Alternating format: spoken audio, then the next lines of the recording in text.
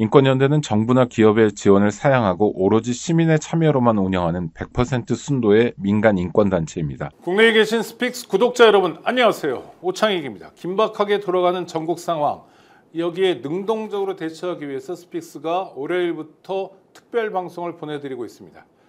오늘은 이재명 대표 1심 공판을 앞두고 이 사건도 짚어보고요.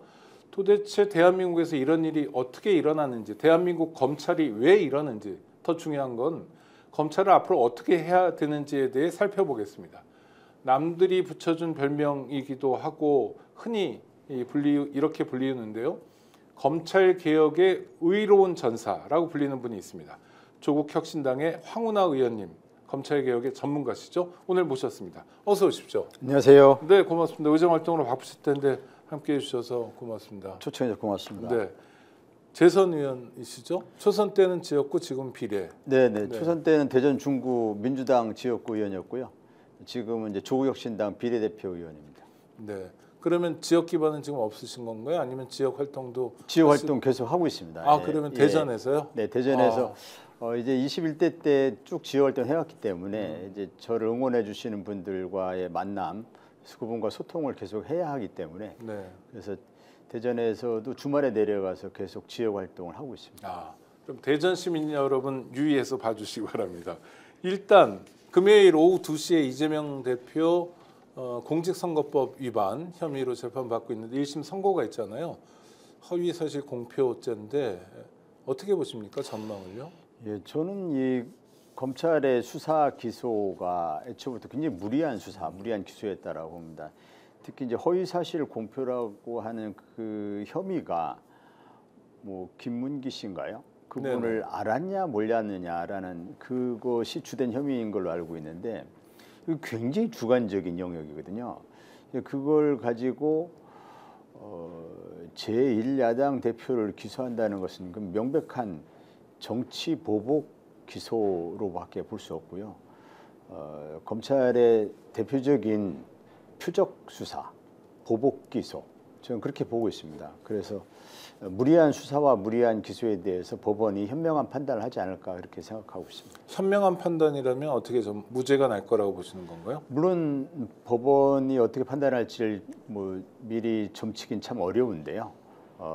또 법원의 판결 앞두고 법원의 뭐 유죄일 것 같다, 무죄일 것 같다 이렇게 미리 말씀드리는 것이 이제 사법부에 대한 또 그 뭐 예의가 아니랄까 그렇기 때문에 섣불리 말씀드리긴 어렵지만 이제 검찰이 이재명 대표를 표적으로 한 수사다 또는 법리적으로 굉장히 무리한 기소다라는 부분은 이미 뭐 제가 말씀드리지 않아도 그간 많은 언론 보도를 통해서 많이 알려졌다고 봅니다. 법원에서 그런 부분들을 아주 심도 있게 심리를 해왔으리라고 보고 있고 그렇다면 이것은 그 검찰의 기소권 남용에 따른 공소 기각 판결하는 것도 가능한 사안이지만 뭐 이제 그런 판결하지 않고 실체 판결을 한다 하더라도 실체 판결에서 법리적으로 유죄를 구성하기는 좀 어렵지 않느냐 이렇게 판단하시지 않을까 저는 조심스럽게 예측을 하고 있습니다. 저는 의원님 태도를 보면서 좀 배우는 게 지금 입법부의 구성원이시잖아요. 국회의원으로서 삼권 분리 국가에서 사법부의 판단에 대해서 최대한 예의를 갖추고 존중하고 그래서 나름의 결론은 다 전문가로서 갖고 계시지만 그거를 대외적으로 말하지 않는 그 존중의 모습이 보이는데 아니 우리 대통령한테 좀 그런 태도를 가르쳐 주셨으면 이분은 입법부에 대한 존중이 없죠 보시니까. 네, 기본적으로 그 헌법 수호 의지가 없는 것 같아요. 네, 헌법 수호 의지가 없다. 이것은 박근혜 대통령 파면 때 당시 헌법재판소가 박근혜 대통령 파면의 가장 중대한 사유로 헌법 수호의 의지가 안 보인다 이렇게 적시를 했었는데 윤 대통령을 보면 헌법 수호의 의지가 정말 없어 보입니다. 물론 본인은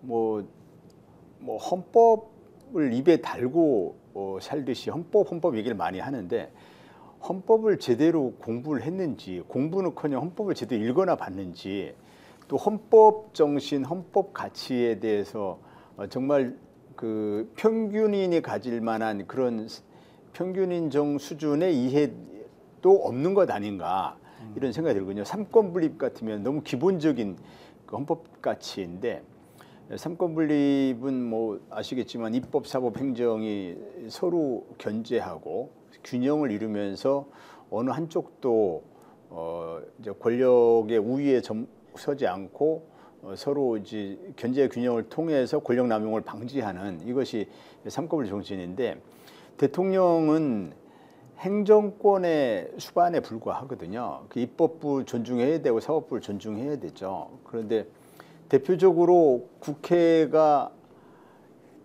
입법을 한 거에 대해서 우선 뭐 몇 가지 말씀드릴 게 많이 있는데 우선 시행령으로 이것을 입법을 무력화시켜 버렸어요. 대표적인 것이 경찰국을 설치하는 거라든지 또는 국회에서 검찰의 직접 수사권을 축소를 했습니다. 과거 6대 범죄가 검찰의 직접 수사 영역이다가 이것을 2대 범죄로 이렇게 축소를 했는데 이걸 대통령령으로 해서 다시 그 시행령이라고 하는 대통령을 통해서 검찰의 직접 수사 범위를 무한대로 넓혀놨습니다. 이거는 정말 삼권 분립을 완전히 짓밟는 거거든요. 국회 입법을 대통령이 시행령으로 무력화시킨다는 게 이게 어떻게 삼권 분립 국가에서 가능한 일이겠습니까? 뭐 뿐만 아니라 뭐 최근 같으면 국회에서 특검법을 만들어 가지고 보내면은 이제 계속 거부를 하고 있어요. 물론 이제 대통령의 거부권 헌법에 부여된 대통령의 권한은 맞긴 맞지만 그러나 거부권에는 그 내재적인 한계가 존재한다. 이것이 헌법학자들의 일관된 견해거든요. 특히 자신을 대상으로 하는 특검 수사법 또는 자신의 배우자를 대상으로 하는 특검 수사법 이거를 거부한다는 것은 이익 충돌 의무에도 이익 충돌을 회피해야 되는 그런 의무에도 위배되고 대통령의 거부권에 존재하는 그 어떤 내재적인 한계를 크게 일탈한 즉 결국 국회 입법권을 무력화시킨 것인데요. 그런 면에서 볼 때 삼권 분립을 뭐 너무 쉽게 삼권 분립 정신을 짓밟고 있다 그런 대통령이라고 좀 보고 있습니다. 그러니까 일부에서는 대통령이 뭐 시정연설 안 했다, 국회 개원식에 참석하지 않았다도 태도로서 지적하지만 황 의원님 보시기에 그거는 이제 도드라진 태도고 그렇죠. 실제로 중요한 건 입법부에서 법률로서 강제했는데 법률의 하위 규정인 법령인 그렇죠. 시행령을 통해서 법률을 엎어버리면 그렇죠. 일종의 그건 쿠데타라고 봐도 틀리지 않죠. 그래서 헌법 전문가들이 시행령 쿠데타다 이렇게 쿠데타. 표현을 했습니다. 그러니까 쿠데타가 옛날엔 탱크 몰고 하는 거고 지금은 시행령으로 하는 거다. 시행령으로 하고 이제 그 고려대학교 임혁백 명예교수도 이전에 사법 쿠데타, 연성 쿠데타 이런 표현을 쓰신 적이 있는데 민주주의가 무너지는 것이 꼭 탱크 총칼로 무너지는 게 아니라 법기술자들이 법률적인 그런 형식을 갖추어 가지고 마치 합법적으로 뭐가 진행되는 것처럼 그렇게 외양을 갖추어서 사실 민주주의를 무너뜨리는 그런 사법 쿠데타가 브라질에서도 있었고 우리나라에서도 있었는데 이것이 윤 대통령이 지난 검찰총장 시절에 그 살아있는 권력 수사라고 하는 그런 그 미명 그것을 명분을 내세우면서 사실상 검찰권을 무기로 정권을 이렇게 쿠데타를 통해서 전복하려는 그런 계획을 세웠다. 그 물론 이제 최종적으로는 대통령 선거에 선출되긴 했지만 그 과정에 이르기까지 보면은 이건 쿠데타의 과정이다. 즉 대통령의 어떤 법무장관 임명권을 정면으로 그에 대해서 항거를 하면서 그의 뭐 그걸 무력화시켜 버리는 그런 검찰권 행사한다. 이것은 쿠데타 아니고는 설명이 안 되거든요. 현직 대통령도 쿠데타를 할 수 있는 거네요. 그러니까 일종의 친위 쿠데타를 지금 시행령 쿠데타는 그렇죠. 대통령이 쿠데타를 하는 거잖아요. 일종의 친위 쿠데타라고 봐야죠. 예. 그래서 윤 대통령은 집권하는 과정도 검찰 쿠데타, 사법 쿠데타 이런 과정을 거쳤다고 봐야 되고 형식적으로는 물론 대통령 선거를 거치긴 했지만 그러나 그 과정을 보면 연성 쿠데타 과정이었다라고 그렇게 보고 있고 지금 대통령이 된 이후에도 시행령을 통해서 사실상 쿠데타를 친위 쿠데타 성격으로 그렇게 뭐 쿠데타를 집권 전에도 집권 후에도 계속 해왔다 이렇게 볼 수 있겠죠. 역사적으로 보면 박정희, 뭐 전두환, 노태우만 쿠데타 세력으로 단죄받아야 되는 게 아니라 윤석열 대통령도 집권 전후에 일관되게 쿠데타를 했다면 역사적 심판도 있어야 되겠네요. 나중에. 지금이야 뭐 현직 대통령이 현직 대통령이니까 불소추 특권 대상이 돼서 지금 소추받지 않겠지만 그러나 이제 헌법 법률 위배 행위가 워낙 중대한 사유들이 많고 또 뭐 정리를 해보니까 한 20가지 되던데요. 아이고. 예, 그렇게 많은 헌법 법률 위배 사유들, 탄핵 사유들이 있고 그 중에 중대 범죄에 해당되는 탄핵 사유라는 것은 꼭 범죄를 구성하지 않다 하더라도 헌법의 의무를 위배한 경우 또 뭐 어떤 법률에 규정된 의무를 위배한 경우 이런 것은 다 헌법법률 위반이라고 보지만 그 중에 특별히 범죄를 구성하는 게 있죠. 일단 뭐 직권남용, 뭐 직무유기 또는 특가법상의 뇌물수수 뭐 이런 등은 이제 명백한 범죄인데 그 명백한 범죄를 구성하는 그런 그것도 중대한 범죄를 구성하는 것도 많이 이렇게 지금 드러나 있기 때문에 대통령 퇴임 후에 수사를 피할 수는 없을 것이다. 저는 그렇게 보고 있습니다. 아이고. 언제 퇴임할지는 아직 모르지만 본인은 그러면 당사자는 또는 뭐 그 국민의힘에서는 야 그거 정치보복 아니냐 이렇게 반발할 수도 있을 것 같은데요. 네, 전직 대통령이 퇴임 후에 계속 형사처벌 받는 것은 사실 이제 그만 끊어야 됩니다. 네네. 네, 그래서 정치 보복으로 이렇게 비춰지고 그래서 그런 좀 퇴임 후 대통령이 전부 검찰 수사의 대상이 되는 것은 이제 그 좀 고리를 끊어야 하는데 그 윤 대통령이 지금까지 해온 헌법법률 위배 사항이라든지 또는 어떤 중대한 범죄 행위 이런 부분은 이 정치보복하고는 성격이 다릅니다. 정치보복은 좀 없는 죄를 만들어내는 뭐 이런 측면이 있다면 윤 대통령의 범죄 행위는 이게 없는 죄를 만드는 그런 차원하고는 전혀 다른 그런 내용이기 때문에 이 부분은 수사가 불가피하다. 물론 이제 곧 그 김건희 특검법이 국회를 이번 달 안에 통과할 것으로 저는 예상하고 있습니다. 물론 이제 내일 일단 본회의를 통과했다가 그랬다가 대통령이 이제 거부권 행사하고 나면 한 28일경에 재의결이 다시 이루어질 텐데 재표결할 때 이번엔 통과될 가능성이 높지 않을까라는 예상을 하고 있습니다. 물론 이번에도 뭐 통과 안 될 수도 있겠습니다만은 저는 그 국민의힘 의원들 중에 상당수 의원들이 이대로는 가기 어렵다. 빨리 털고 가야 되지 않느냐라는 생각을 하는 의원들이 있을 걸로 보고 있고 그래서 이번에 김건희 특검법이 통과되면 김건희 씨에 대한 특검 수사가 본격화되면 김건희 씨의 수사 대상은 그 수사를 하다 보면 윤 대통령에 대한 과 김건희 씨와의 공범 관계라든지 묵인 방조 관계라든지 뭐 은폐 비호 관계라든지 이런 관계들이 있기 때문에 그 수사를 안 할 수가 없거든요. 그러면 현직 대통령이니까 특검이 하더라도 대통령에 대한 소추는 멈추겠네요. 그렇죠, 그렇죠. 예, 그래서 수사 대상은 피할 수가 없을 것이고 소추만 면제될 뿐이죠. 네네. 과거 박근혜 대통령도 현직 대통령인데 수사를 받았고요. 윤석열 대통령이 그 당시 특검 수사팀장을 하면서 현직 대통령을 수사를 시도했었고 그때 윤 대통령이 모 언론과의 인터뷰에서 대통령이 수사 대상이 됐을 경우에 그 여론의 압박을 많이 받게 되면 대통령에서 내려올 수밖에 없다. 뭐 이런 취지의 얘기를 했었거든요.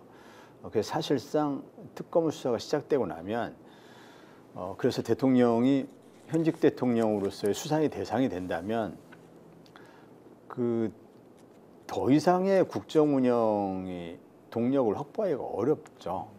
대통령의 국정 운영 동력이 전혀 없는 상황에서 대통령 자리만 지킨다는 것은 본인을 위해서도 매우 불행한 일이고 나라를 위해서 그렇게 불행한 일이 있을 수가 없죠. 그래서 뭐 수사 대상은 이제 피할 수가 없다. 저는 그렇게 보고 있습니다. 우리 황 의원님은 또 법률 전문가기도 하시니까 그럼 아까 대통령의 거부권이 헌법에 있다. 근데 내재적 한계가 있다. 이런 표현은 이를테면 국회에서 어떤 법률을 만들었는데 보니까 살림살이가 너무 힘들다. 뭐 예산부수 법안이 너무 많이 든다. 이건 불가능하다. 국민들이 너무 힘들다. 이럴 때 거부하고 맞습니다. 다시 의논해 달라고 요청하는 거죠. 맞습니다. 제2 요구. 네, 맞습니다. 그래서 제2 요청. 맞습니다. 네? 그래서 국가 재정 형편상 도저히 불가능한 것을 국회에서 통과시켜 버린다든지 네, 네. 실현이 불가능한 법을 통과시킨다든지 대통령이 말하는데 1억 원씩 나눠주자 뭐 이런 거. 그렇죠. 네, 네. 그런 실현 불가능한 법을 통과시킨다든지 또는 국회에서 그럴 리는 없지만 뭐 헌법이나 법률에 위반된 그런 인권 침해를 많이 하는 뭐 이런 그렇죠. 거를. 예, 네. 그래서 이거는 대통령이 거부권을 행사하지 않고서는 뭐 국가에 큰 해악이 끼쳐질 것 같다. 이런 경우에 거부권을 행사한다는 의미이지 대통령의 거부권이 무제한 행사된다면 입법이 아무 의미 없어져 버리지 않습니까? 물론 이 정책적으로 좀 한계가 모호한 부분이 대통령의 정책과 국회에서의 입법 정책이 정면으로 충돌하는 경우에 그런 경우에 정책적인 차이점이 너무 이제 정면으로 충돌할 경우에 이때는 허용을 해야 되냐 말아야 되느냐라는 거에 대해서는 찬반 논란이 있습니다만은 적어도 본인이 수사 대상이 되거나 배우자의 수사 대상이 되거나 배우자가 수사 대상이 되거나 이런 경우에 대통령의 거부권은 용납될 수가 없다, 허용될 수가 없다라는 것은 일치된 견해입니다. 그래서 우리 황 의원님 윤석열 대통령에 대해서 헌법을 이해하지 못한다. 심지어 읽어봤는지조차 의심된다라고 말씀하시는 거고요. 다시 이재명 대표 재판으로 와보면 검찰이 이제 공직선거법에 대해서 2년을 구형했는데요. 공직선거법은 우리 구독자들 다 아시는 것처럼 100만 원이 중요한 거 아닙니까? 근데도 2년을 했던 건 적당한 겁니까? 아니면 이것도 검찰이 나름의 노림수가 있는 겁니까? 사실 차제에 좀 말씀드리고 싶은 것은 검찰 구형제도를 폐지해야 됩니다. 네. 검찰 구형은 뭐 형사소송법상 사실 근거가 없는 것이고 또 반드시 필요한 제도가 아니거든요. 검찰의 구형이 왜 있어야 되느냐 하는 거죠. 또 검찰 구형 제도가 없는 나라도 많습니다. 검찰 구형 제도는 우리나라에서는 검찰이 구형을 하면 잘 모르는 시민들은 그게 무슨 법원의 선고인 걸로 또 잘못 이해하는 분도 계시고 검찰이 지멋대로 그 중형을 구형할 경우에 이제 시민들은 굉장히 중범죄를 저질렀구나라는 그런 그 선입견을 갖게 되거든요. 그리고 법원도 그러한 여론이 형성되면 알게 모르게 좀 압박을 받습니다. 그런 점 등을 노리고 검찰은 이제 구형을 통해서 대체로 턱없이 높은 형량을 구형을 하는 경향이 있습니다.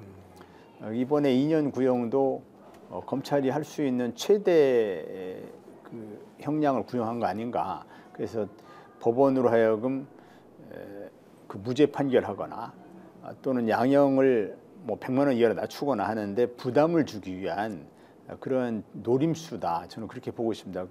2년 구형할 일이 아니라고 봅니다. 의원님 말씀은 어차피 처벌 조항을 보면 뭐 징역 3년 이하에 처한다고 법률이 범위를 정하고 있으니 그거에 따르는 건데 그렇죠. 거기서 검찰이 너무 큰 자율권을 가지고 사실상 재판을 자기네가 하는 효과를 노리고 있다. 이렇게 정리를 잘 해주셨는데 그래서 구형제도는 우리 학자들 사이에서 그런 논의가 있어 왔습니다. 구형제도는 폐지하는 게 맞다. 우리나라의 좀 독특한 제도다. 그래서 검찰이 그러자도 수사권과 기소권을 다 가지고 어떤 표적을 정해놓고 나면 사냥감을 정해놓고 나면은 기소를 하겠다는 결론을 내려버리고 그에 꿰맞추는 수사를 해왔는데 또는 수사를 엉터리 해놓고도 아무도 그 수사 가지고는 기소를 할 수가 없다라고 하는 그 걸러주는 사람이 없었다 보니까 수사를 엉터리로 해놓고 심지어 조작을 하면서도 그냥 무조건 기소를 하고 나중에 무죄가 되면 뭐 하는 수 없고 뭐 이런 식의 무책임한 그 기소권 남용을 해왔었는데 거기에다가 구형까지 검찰이 이렇게 하면서 형사사업제도 전반에 있어서 검찰이 어떤 그 지배자적 위치를 점하려고 하는 그런 제도 중에 하나 구형제도군요. 구형제도도 차제에 좀 폐지돼야 되고 뭐 당연한 이야기지만 검찰이 수사권과 기소권을 모두 틀어지고 있으면 검찰권 남용은 필연적입니다. 그럼 피할 수가 없는 겁니다. 근데 이렇게 어떤 사건에 대해서 사실은 뭐 전문가들이 쭉 추적을 하면 모르지만 일상생활을 하는 시민들 입장에서는 귀에 들리는 걸 듣잖아요. 그렇죠. 그러니까 처음에 굉장히 중요한 대목이 입건할 때 시작될 때 아, 이 사람이 뭐 공직선거법 위반이래, 뭐 이런 거짓말을 했대, 대선 후보가 허위사실 공표했대, 이게 들리고. 근데 두 번째 들리는 대목이 의원님 말씀하신 그 구형 단계에서 이 사람이 2년짜리 잘못을 했대. 그리고 거기에 보태서 재판 결과까지 들리는데 사실 어떤 게 더 크냐 하면 그건 사건마다 좀 다른 것 같아요. 검찰의 목소리가 우리나라는 유독 큰 것 같은데 제가 오해하는 겁니까? 아니면 사실에 가까운 겁니까? 정확하게 현실 진단을 하신 것이고 검찰이 그 수사하는 단계에서 검찰발 피의 사실 공표가 뭐 특수수사 또 공안수사 이쪽에서는 그 이른바 검찰의 언론 플레이라고 하는 것이 지금 너무 일반화되어 있거든요. 그리고 검찰이 프레임을 짜가지고 흘려주기 방식, 어떤 특정 언론에 이제 뭐 단독으로 제공을 해주고 그 언론에서 단독 보도를 하게 하고 다른 언론들이 따라서 보도하게 하고 다음에는 또 다른 그 사건 관련해서 다른 또 하나의 팩트는 또 다른 언론 제공하고 이러면서 그러면서 경쟁적으로 검찰이 의도한 프레임대로 언론이 경쟁적으로 보도하게 이렇게 만들어 나가면서 그 자신들이 짠 프레임대로 여론이 형성되게 만들어버리는 거죠. 그것을 능수능란하게 하는 사람들이 대체로 특수부 검사들이고 그걸 가장 잘했던 사람 중에 하나가 한동훈 대표로 알려져 있죠. 그래서 한동훈 대표가 서초동 편집국장이라는 그런 별칭으로 불렸던 것도 바로 그러한 언론 플레이에 능했던 그런 이유였는데 검찰이 그렇게 수사 단계에서 그 대대적인 언론 플레이를 통해서 수사 대상을 일단 여론 재판해서 완전히 그 유죄의 예단이 형성되도록 만들어 버리죠. 그렇게 되면 나중에 무죄가 되더라도 그 당시 이제 유죄인 것처럼 중범죄 저지른 것처럼 이렇게 언론에 보도된 그 대상자의 명예는 회복이 안 됩니다. 나중에 무죄 판결이 돼도 그건 잘 안 들리는 거죠. 기억나지도 않고. 그렇죠. 그리고 잘 보도도 안 해주지만 보도를 한 줄 정도 한다 하더라도 그걸 누가 기억할 사람도 없고 그때 검찰이 짜는 프레임이 전부 엉터리였구나, 전부 거짓말이었구나 하는 것을 뒤늦게 아는 사람은 알지만 일반 시민들은 모르는 거죠. 그래서 문제가 심각한 것 같은데 지금 이재명 대표도 문제인데 그 진짜 문제죠. 뭐 제1야당의 당 대표이고 유력 대선 주자도 저렇게 소위 아까 사냥이라는 표현 쓰셨는데 그래도 먹잇감이 되는 건데 이재명 대표만 먹잇감은 아니잖아요. 우리 황 의원님도 아주 대표적인 검찰 개혁에 대해서 싸움을 현직 경찰관 때도 많이 하셔서 검사들은 다들 싫어하거나 심지어 미워하거나 이럴 것 같은데 그러니까 보복의 대상 맞죠, 황 의원님도? 뭐 저도 아니 그 자기 얘기라서 뭐 한 20년 좀 더 정확하게 거슬러 올라가면 한 25년쯤 된 것 같은데요. 1999년이니까 25년 됐네요. 그때 이제 파견 형사들을 철수하면서부터 이제 파견 형사라는 건 경찰관을 검찰청에 파견을 보내는 그렇죠. 관행이 있었는데 그 전에 그런 관행이 있었죠. 지금은 없어져가지고 모르시는 분도 많겠지만 그 관행에서 그 관행은 잘못됐다 하면서 파견 형사를 철수시키는 결정을 제가 1999년에 서울 성동경찰서 형사과장 시절에 그 일을 하면서부터 언론에 이제 검찰과 대립하는 뭐 검찰 표현으로는 검찰에 항명하는 뭐 어쨌든 검찰과 이렇게 정면을 부딪혀 싸우는 그런 이미지가 형성되어 있다 보니까 늘 검찰이 손볼 대상으로 삼아왔었고 그런 얘기를 항상 들었었습니다. 검찰이 항상 그 예의주시하고 있다. 그리고 적어도 황운하 본인은 뭐 용케 빠져나갈지 모르지만 황운하의 부하들이 다 빠져나가는 거 아니다 하면서 이제 협박도 많이 했었고 현직에 있을 때 계속 뒷조사를 하느니 뭐 이런 얘기 있었지만은 현직에 있을 때는 검찰한테 뭐 검찰의 그런 마수에 걸려들 일은 없었는데 그 고래고기 사건이라고 제가 울산 경찰청장 일단 고래고기 사건 가기 전에 저도 굉장히 여쭙고 싶은데 성동서 형사과장이면 경찰서장도 아니고 물론 이제 어떻게 보면 높은 계급이기도 하지만 사실 전체적으로 보면 그냥 뭐 경정 계급이잖아요. 그러니까 경찰서라는 게 서울에도 뭐 20몇 개인가 있는 거고 그 중에 과장 자리는 또 뭐 10개 넘게 이렇게 있을 거 아닙니까? 그러니까 뭐 발에 채일 만큼 많진 않아도 그냥 보통의 뭐죠 간부 중에 하나 정도잖아요, 사실. 그런 분이 검찰청에 보낸 오래된 관행을 없앴다면 어마어마한 건데요. 그랬던 취지는 뭔지 좀 25년 전에 그때부터 이제 황운하라는 사람의 검찰 개혁 싸움, 의로운 전사로서의 싸움이 시작되는 거니까요. 네. 뭐 사실 그때 1999년에 제가 그 결행을 하긴 했는데 그 전부터 이제 1995년에 제가 경정으로 승진해서 이제 일반 시민들은 경정 계급이 뭔지 잘 모르시겠지만 일선 경찰서의 과장급 계급을 경정이라고 계급으로 부르는데 경정으로 승진을 하면서 주로 이제 형사과장 일을 맡았습니다. 근데 형사과장 일을 하면서 그 경찰 형사 인력도 부족한데 검찰에서 마치 경찰을 무슨 자신들의 수족처럼 아무 때나 불러가지고 지원받고 파견받고 뭐 이런 관행들이 있어 왔더라고요. 저는 그것이 첫째는 법률에 근거 규정이 없이 검찰이 무슨 초법적인 존재도 아니고 또 안 드러나서 그렇지 또 검찰은 경찰의 부패를 지멋대로 수사하니까 경찰은 부패된 것처럼 비춰지지만 경찰만 부패된 것처럼 비춰지지만 검찰의 부패는 훨씬 더 많거든요. 그렇죠. 힘이 있어야 더 부패하겠죠. 근데 네. 검찰의 부패는 다 덮이죠. 네, 그렇게 덮이다 보니까 덮일 뿐이지 저는 알고 있거든요. 저는 검찰이 어떤 부패 집단인지 얼마나 구조적이고 조직적인 부패 집단인지 알고 있기 때문에 경찰이 고분고분하는 것은 검찰의 부패를 동조자가 되는 거예요, 사실은. 그리고 검찰의 부패를 바로잡지 않으면 절대로 경찰에서 뭐 아무리 정의로운 일을 하겠다라고 품을 잡아봐야 아무 의미가 없는 겁니다. 그래서 이거부터 바로 잡는 것이 어찌 보면 경찰 수사가 정의롭게 될 수 있는 경찰 수사에 대해서 내가 그래도 옳은 수사를 했어. 그래도 내가 보람을 느낄 만한 수사를 했어.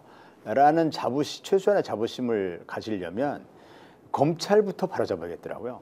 그래야 형사들이 자기 자존심을 지켜가면서 최소한의 정의감을 지켜가면서 수사할 수 있겠다. 그래야 국민들도 믿어주고 범죄자도 승복할 수 없는 밖에 없는 수사 결과도 만들어내고. 그렇죠. 네. 네. 그리고 누군가는 검찰의 그런 문제를 지적을 해야 되는데 아무리 봐도 검찰의 문제를 가장 많이 알고 있는 사람이 경찰일 수 있고 그 경찰 중에서도 그런 문제를 좀 문제의식을 평소에 갖고 있던 누군가는 이걸 정면으로 문제제기를 해야 한다. 그래서 누군가는 이것을 첫 번째 평균이 돼서 이 문제제기를 해야 되고 그럼 그 이후에 이것이 개선이 될 것이다 라는 믿음이 있었습니다. 그래서 실제로 그때 파견 형사를 철수하고 이후에 없어졌습니다. 파견 형사들이. 네. 그래서 이런 문제를 누군가가 하면 이후에 개선이 될 것이다. 너무 잘못된 것인데 경찰이 사실 굴욕적으로 이런 문제에 대해서 침묵하고 있었거든요. 그런 그 경찰의 어떤 굴종적인 모습은 절대로 이 경찰 발전에 도움이 안 되죠. 그러니까 법률에 따라 움직이는 것, 이를테면 상식에 따라 움직이는 게 말처럼 쉽지만 쉽지 않은 게 그걸 처음으로 해낸다는 건 아까 그러셨잖아요. 검찰과 대립. 근데 검사들은 뭐라고 보냐면 항명하는 사람. 윤석열 대통령 녹취록에도 황 의원님 나오시죠? 예, 예. 황운하 같은 애들이 뭐 이러면서 애셨나요? 윤 대통령은 네. 그 뭐 대통령이 돼서도 지금 말투가 너무 이제 품격이 없어서 그러니까요. 국민들이 참 너무 네. 부끄러워. 시정자뼈도 그러지 않을 텐데 너무 싶을 부끄러워하는데 뭐 미쳤냐 이런 표현을 하고 뭐 어쨌든 그 말투나 뭐 그 언행이 대통령으로서의 최소한의 품위를 갖추지 못해서 국민들이 참 너무 부끄러워하죠. 저런 언행을 가진 사람이 저런 말투를 구사한 사람이 어떻게 우리나라의 대통령이냐에 대해서 너무 부끄러워하는데 심지어 대통령이 돼서도 그런데 대통령이 저기 전에는 얼마나 심했겠습니까? 검찰총장 시절에 제가 들은 이야기인데 당시 중앙지검장이 이제 이성윤 중앙지검장이었는데 이성윤 지검장이 아마 언론에서도 공개적으로 얘기도 했던 것 같고 본인이 펴낸 책에서도 그런 표현이 있었던 것 같긴데 윤 대통령이 표현할 수 없는 쌍욕을 한답니다. 검찰총장 직책을 회의 사람이. 뭐 이럴 때요? 뭐 그러기도 하고 이제 이성윤 검사장한테도 전화로도 하고 그래서 그 뭐 굉장히 저급하다는 거죠.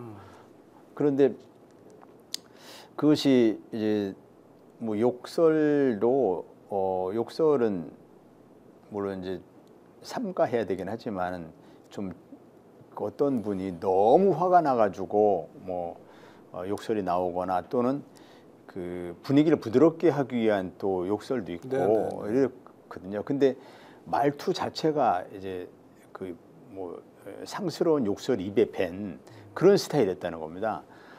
그래서 그것은 이제 그 평소의 사고 수준, 어떤 인식 수준, 지적 수준 이런 것을 이제 가늠할 수 있는 그런 저급한 언행이었다는 건데요.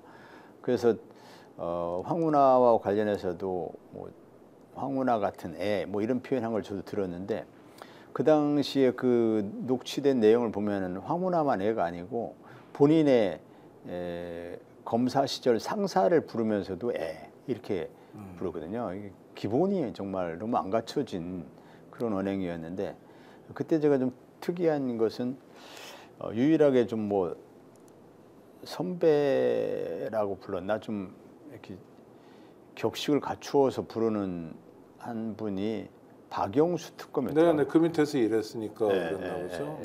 그래서 그 박영수 특검은 본인을 특검 수사팀장으로 발탁해 준 분이라서 그런지 또는 이제 뭐 공통적으로 이제 검찰주의자, 검찰 만능주의자에서 그럴 수도 있고 어쨌든 그때 인격적으로 굉장히 미숙한 상태에 있구나라는 걸 그때 좀 확인할 수 있었습니다. 헌법과 법률에 대한 이해도 법조인인데도 헌법과 법률에 대한 이해도 부족하고 인격적으로도 부족하고 입에 욕설을 달고 살고 또 경로했다는 얘기도 굉장히 많이 나오고 그럼 이제 감정 컨트롤이 안 된다 이런 거잖아요. 기자회견 때 그 일단을 봤으니까요. 아까 말씀하셨던 울산 고래고기 사건은 몇 년 전 사건인데도 계속 인구에 회자됩니다. 그렇죠. 시간은 얼마 없지만 이 얘기 잠깐 짚고 그러니까 나가요. 그 검찰이 어떤 사람들인지를 알려주는. 말씀드리면 제가 지금 울산 이른바 울산 사건, 울산시장 선거 개입 사건, 뭐 하명 수사 사건, 뭐 이렇게 불리는 사건으로 기소되어서 재판을 지금 5년째 받고 있습니다. 너무 황당한 재판을 받고 있어서 처음에는 헛웃음밖에 안 나오는 아니 경찰이 정당한 수사를 하는 것으로 검찰이 선거 개입 수사라고 하는 프레임을 짜서 기소를 하면 이걸 재판 받아야 되나 이런 생각이 들었고 이 뭐 변호사 없이도 검찰의 이런 기소는 검찰의 법원에 의해서 웃음거리로 이렇게 곧 판명 날 것이다 이렇게 생각을 했었죠. 그런데 아무튼 그 사건이 5년째 지금 재판이 이어지고 있는데 그 사건이 바로 검찰이 경찰의 고래고기 사건에 대한 보복입니다. 고래고기 사건은 쉽게 간단하게 말씀드리면 경찰이 압수한 고래고기를 검찰이 다시 업자들에게 돌려줬는데 그 돌려준 것은 명백한 불법 행위라는 거군요. 고래 한 마리입니까? 여러 마리. 30억 상당이어서 몇 마리인 줄 모릅니다. 왜냐하면 고래가 다 분해돼가지고 분해돼서 고래 고기가 30억 원어치였어요. 30억 전체가. 시가가 30억 원어치가 이제 냉동 창고에 보관돼 있는 것을 경찰이 급습을 해서 그래서 그 고래고기를 압수를 한 것이죠. 고래고기 원래 법은 그렇게 압수하면 어떻게 해야 됩니까? 그 압수를 해서 그 중에 샘플을 고래연구소라는 그 연구기관이 있습니다.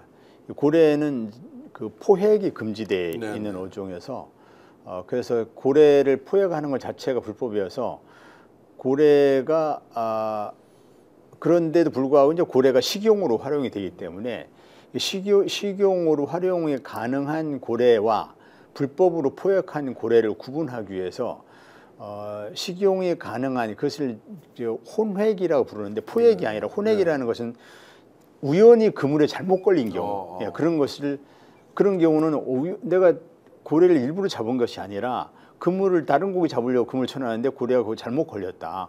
어쩔 수 없이 고래를 잡게 됐다. 이런 경우에 그것이 식용으로 유통이 됩니다. 그런 식용 유통이 가능한 고래고기는 고래고기 연구소에 DNA를 채취를 해서 보관합니다. 그러면 시중에 유통되는 고래고기가 합법고기인지 불법고기인지 합법적인 고래고기인지 불법적 고래고기인지는 DNA 대조를 해보면 확인이 되거든요. 그래서 그렇게 경찰이 압수한 것은 이제 고래 연구소에 보내서 합법적인 건지 불법적인 건지 불법 포획한 것인지 합법적인 혼액 고래고기인지를 확인하는 이런 절차가 거쳐야 되는데 나중에 그것이 그 불법적인 것으로 밝혀졌는데 경찰이 그걸 보낸 상태에서 그 고래 연구소에 보낸 상태에서 검찰이 그것을 그냥 돌려줘 버린 겁니다. 그건 돌려주면 절대 안 되거든요. 그리고 불법으로 그러니까 30억 원어치를 다 돌려줬나요? 그렇죠. 와. 그래서 그러면 업자는 30억 원어치 부당 이득을 얻은 거예요? 그렇게 된 거죠. 그 당시 고래고기 울산 지역에서는 고래고기 축제가 있습니다. 고래고기 축제에 맞춰서 돌려준 거죠. 그럼 고래고기 축제 때 고래고기가 대량으로 유통되기 때문에 업자들에게 엄청난 부당 이익을 안겨준 것인데 그래서 이것은 큰 부패 사건이거든요. 그러면은 그 고래고기가 불법 환부되도록 중간에서 역할을 한 변호사가 있단 말이죠. 그 변호사가 울산지검에서 고래고기 해양 사건 담당 검사를 하다가 퇴직한 지가 얼마 안 되는 이른바 전관 변호사였어요. 이 전관 변호사가 이 고래고기 불법 환부 사건을 지휘했던 그 부장검사하고는 지방의 모 대학의 동문이었습니다. 그래서 특별한 관계에 있는 그런 그야말로 카르텔 부패 구조네요. 그렇죠. 그래서 이거는 그 부패 뭐 냄새가 진동을 하는 그런 사건이었군요. 그래서 당연히 이제 수사에 그것도 시민단체가 고발을 해가지고 수사를 했던 사건인데 그때만 해도 경찰이 검찰을 수사한다는 데 대해서 검찰이 이것을 굉장히 뭐 고가워하면서 어떻게 경찰이 검찰을 수사하는가? 감히. 감히 이런 생각을 할 때여서 수사에 뭐 노골적으로 비협조하면서 경찰이 신청한 압수영장은 다 기각을 해버리고 출석을 요구하니까 검사가 그 출석에 불응하고 일체 뭐 불응하니만이 뭐 이런 답변조차 없다가 그러다가 해외 연수를 떠나버립니다. 이게 일반 공무원이면 상상할 수 없는 일이거든요. 그럼요. 범죄를 저질렀는데. 수사 중인 사람이 해외 연수를 떠난다는 상상할 수 없는 일이거든요. 그래서 그 이제 고래고기 사건이 그런 과정에서 대중들에게 언론 보도를 통해서 알려지게 됐었는데 검찰은 그때부터 이제 앙앙블락하면서 보복의 기회를 누리고 있었던 거죠. 그때 고래고기 돌려준 환부 사건을 수사한 경찰의 최고 책임자가 황운하 울산지방경찰청장이었던 거고 그때 그 황운하는 옛날부터 검찰 개혁의 선두주자 주창했고 실천했던 사람이고 그렇죠. 그러니까 찍힌 데다 또 찍히고 또 찍힌 거네요. 그래서 뭐 검찰이 제가 현직에 있을 때도 계속 표적 삼아서 저를 노렸지만 좀 뭐 자신이 있었거든요. 아무리 탈탈 털어봐라 뭐 하나 나오는 게 없을 것이다 이렇게 자신했었는데 뭐 지금도 그렇습니다만은 그런데 그 당시에 공교롭게도 그 지방선거를 앞두고 지방선거 2018년에 지방선거가 있었는데 2018년 지방선거를 앞두고 김기현 당시 울산시장이 울산시장 후보로 출마했었는데 김기현 시장의 형제와 비서실장과 관련된 부패 사건이 있었습니다. 그 부패 사건을 경찰은 당연히 수사를 해야 합니다. 그것은 뭐 선거를 공교롭게 선거를 앞두고 있었지만 선거를 앞두고 있다고 그래서 수사를 해서는 안 된다는 그런 규정도 없지만 그걸 안 하게 되는 것 자체가 오히려 정치 중립성 개입하는 거죠. 정치에 개입하게 거죠. 되는 거죠. 네. 그래서 그냥 선거를 의식하지 않고 하던 수사를 계속 하는 것이 맞거든요. 그리고 선거를 앞두고 하던 수사를 계속 하는 것은 경찰, 검찰의 다른 경찰, 검찰에서도 많이 있어왔던 일입니다. 그래서 지극히 정당한 수사하고 통상적인 수사인데도 불구하고 김기현을 떨어뜨리기 위한 선거 개입 수사라고 그렇게 이제 프레임을 짜가지고 이걸 가지고 표적 수사를 해본 거죠. 그래서 이른바 울산시장 선거 개입 수사를 만들어냈습니다. 검찰이. 그때 이제 윤석열 정권이나 검찰이 잘하는 게 압수수색이잖아요. 그때 소위 청와대 하명 사건 수사라는 거 압수수색 몇 번이나 당하셨어요? 근데 검찰이 무슨 이유에서인지 모르겠는데 제가 검찰한테 엄청나게 그렇게 당하면서도 지금까지 검찰한테 압수수색 한 번도 당한 적이 없고. 그러니까 좀 이상한 사람들이 네, 그다음에, 압수수색 한 번도 안 하고 소환 조사는 몇 번. 그다음에 검찰한테 조사 한 번도 받아본 적이 없습니다. 그리고도 기소를 해요? 네, 그리고서 범죄자라고? 네, 그러니까 야, 그냥 정말 형편없는 사람들이네요. 그냥 압수수색 한 번 없이 네. 또 소환 조사 한 번 없이 소환 조사는커녕 서면 조사 한 번 안 하더라고요. 그리고서는 이제 그냥 기소를 하는 거죠. 그냥 둘둘 말아서 그냥 여기 범죄자니까 처벌해 주시고 어떻게 되든 난 모르겠다. 그렇죠. 나는 모르겠다는 거고 그 다음에 이제 검찰이 이제 윤석열 대통령의 후보 시절에 어디 가서 이제 그런 얘기를 한 적이 있거든요. 그 형사적으로 기소가 된다는 건 인생이 절단 난다는 그렇죠. 거다. 네.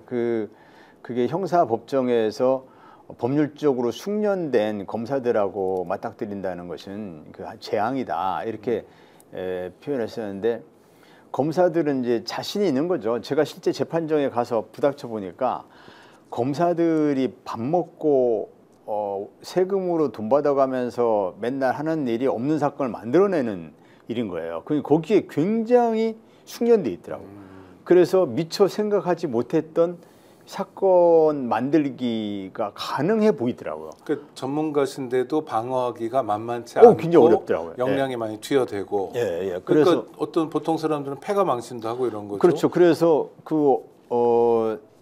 저는 이제 저 스스로도 어느 정도 방어할 능력이 되는 편에 속하고 또 변호사의 도움도 받아갔지만 그러나 방어하는데 굉장히 어렵고 아직 뭐 1심 재판만 진행이 됐고 2심, 3심 아직 남았습니다만은 그러나 이 방어가 이게 쉽지 않겠구나. 그런데 이게 생각해 보면 자신이 없는 죄로 검찰이 만들어낸 죄는 없는데 검찰이 만들어낸 죄로 자신이 유죄 판결을 받는다고 생각하면 그 사람이 겪어야 될, 그 사람이 겪어야 될 그 절망감이라든지 거기서 빠져나올 수 없을 것 같다라는 생각을 들면 그럼 그 사람이 일상생활이 어렵죠. 아니 구독자 여러분 지금 들으신 바와 같습니다. 압수수색 그렇게 많이 하는데 한 번도 안 당했고요. 소환 조사는 그냥 서면 조사도 없는데 그야말로 뭐 멍석말이지 둘든 말아가지고 기소해버리고 살든 죽든 유죄든 무죄든 상관없으니까 골탕 한번 먹어봐라. 우린 보복하겠다. 이게 가장 대표적으로 유명한 경찰관이고 현직 재선의원에게 검찰이 하는 방식이고 이재명 대표 똑같고 조국 대표도 그렇고 그럼 제2, 제3, 제4의 황운하도 계속 나올 거 아닙니까? 그러면 사람들은 위축되고 시간이 다 끝나서 이제 정말 한마디만 딱 여쭤볼 수밖에 없는데 이대로 계속 갈 수는 없잖아요. 그렇죠. 그래서 어떻게 해야 됩니까? 검찰이? 그래서 뭐 피해자는 지금 말씀하신 것처럼 누구나 피해자가 될 수 있습니다. 그러니까. 대부분의 시민들은 검찰하고 나하고는 관계없어 이렇게 생각할 수 있겠지만 누구나 피해자가 될 수 있습니다. 이제 검찰 사건에 아직까지 용케 안 걸린 것뿐이죠. 그 검찰이 이른바 힘 있는 사람들, 재벌이나 정치인들이나 이런 사람들을 대상으로 잘하는 수사도 덜어 있습니다. 그렇지만은 그 사람들을 대상으로 하는 수사 중에서도 범죄를 만들어내는 엮어내는 수사도 많습니다. 그 뭐 지금 이제 이재명 대표 사건이나 조국 대표 사건이나 뭐 다 그런 데 해당이 되지만, 그래서 그 정치인들이나 뭐 검찰 수사의 대상이지 일반 시민인 나가 힘없는 내가 뭔 검찰하고 무슨 관계가 있을까 이렇게 생각하기 쉽지만, 그러나 김학의 사건을 예를 들면 김학의 사건에서 김학의로부터 엄청난 피해를 당하는 여성이 있었는데요. 그 여성이 그 애초에 나중에는 김학의의 어떤 성폭력 문제가 유죄 판결이 유죄로 되지는 않았지만 어쨌든 검찰에서 인정을 했습니다. 공소시효가 지났을 뿐이지 인정을 했었는데, 그러나 그 전 단계에서 검찰이 김학의를 계속 무혐의 처분했거든요. 계속 무혐의 처분할 때 이 여성이 힘없는 이 피해 여성이 그때 어떤 상실감, 어떤 분노감을 겪었을까 참 상상하기도 쉽지 않습니다. 그래서 엄청난 용기를 내 가지고 그 이제 고발을 한 것이고 피해 신고를 한 것인데, 그러니까 자신이 피해자인데도 검찰이 없는 죄를 만들고 있는 죄를 덮기로 맘먹으면 국민들 누구나 다 피해자가 될 수 있다는 것이죠. 그래서 저는 이번 주가 반격이 시작되는 주여야 한다. 이재명 대표가 뭐 잘났다 못났다 이런 게 아니라 하여튼 유력 정치인으로서 하여튼 새로운 전환점이 되고, 황 의원님도 마찬가지고, 저는 그래서 이재명 뭐 조국 황운하 이런 분들이 국권이 버텨주는 게 하여튼 되게 감사해요. 물론 개인적으로는 정말 아주 곤혹스러운 상황이지만, 그래서 반격을 해야 돼요. 반격이란 건 뭐 누구를 혼내자는 게 아니라 제2, 제3의 황운하는 더 이상 생기지 않아야 될 텐데, 이러기 위한 방법 30초만 해주시면. 입법 제도적으로 해결해야 됩니다. 예, 그 특정인에 대한 뭐 탄핵, 특정인에 대한 어떤 뭐 징계, 처벌 이걸로 해결되는 게 아니고 입법적 제도적으로 해결해야 되기 때문에 검찰 개혁을 완수하는 수밖에 없고, 검찰 개혁의 본질은 한마디로 정의하면은 수사권과 기소권을 분리해서 검찰을 기소청으로 전환시키는 것, 그 검찰이 기소 업무만 담당하도록 하는 것, 이렇게 되면은 검찰권 남용이 불가능해집니다. 검찰이 수사하지 않는 것, 네. 그게 검찰 개혁의 완성이다. 그렇습니다. 어떤 면에서 시작일 수도 있겠네요. 맞습니다. 그게 검찰 개혁이다. 맞습니다. 나머지 뭐 직접 수사를 6개라냐 2개라냐 뭐 이런 건 다 시행령으로 하냐, 이건 다 비본질이다. 맞습니다. 검찰은 앞으로 수사를 못 해야 한다. 맞습니다. 직접 수사의 전면 폐지. 네, 전면 폐지. 이것이 검찰 개혁의 본질이고, 검찰권 남용을 막는, 또 이제 제2의 이재명, 조국 뭐 등 이러한 불행한 일이 나오지 않는 유일한 방법입니다. 네, 구독자 여러분 들으신 바와 같습니다. 검찰의 수사와 기소를 엄격하게 분리해서 다시는 수사를 못하게 하는 거고요. 우리 황운하 의원님 많이 응원해 주시기 바랍니다. 정말 개인으로서 견디기 어렵지만 25년 전부터 또 그 이전부터 신념을 갖고 검찰과의 싸움을 했는데, 이렇게 싸운 분들이 결국은 상처받고 결국은 무너지는 게 아니라 정말 보란 듯이 여러 가지 의미에서 승리도 거두고 또 성공도 거뒀으면 좋겠습니다. 앞으로 좋은 일만 있으시기 바라고요. 건승을 또 기원하겠습니다. 의원님 감사합니다. 고맙습니다. 200만 원, 300만 원 벌금을 내지 못해 감옥에 갇히는 분이 매년 4만 명이 넘습니다. 장발장은행은 이분들에게 무이자 무담보로 대출을 해주고 있습니다. 장발장은행을 후원해 주시기 바랍니다. 실로 모든 게 엉망으로 치닫는 듯한 세상입니다마는 스스로 아름다워지는 데에 경연쩍어 하지 않기를 바랍니다. 고맙습니다.